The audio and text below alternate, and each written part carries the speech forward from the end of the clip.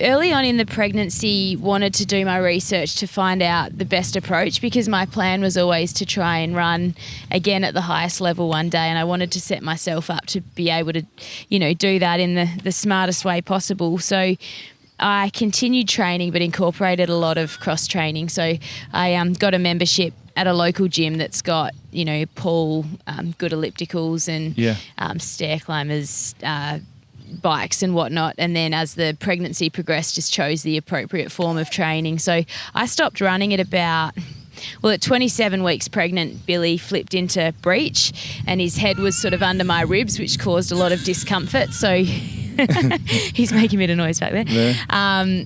So that's about the point where I stopped running because it became quite uncomfortable. But I also thought...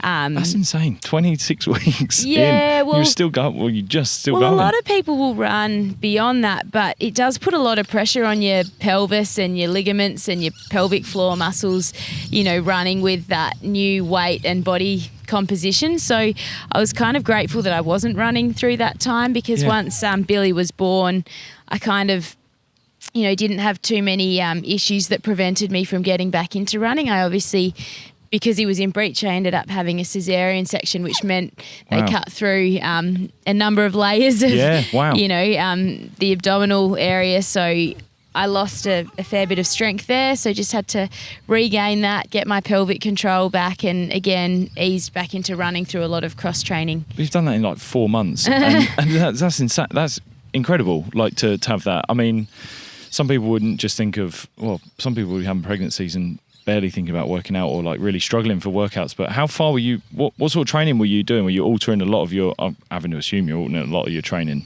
Yeah, well, so through pregnancy, I was sort of generally an hour a day of either swimming or elliptical. And then in the later stages, I backed that off a bit. But sort of was able to maintain my energy levels throughout. My big concern getting back into it after Billy was born was, I guess, a priority of mine was to be able to breastfeed, and fortunately I've been able to do that.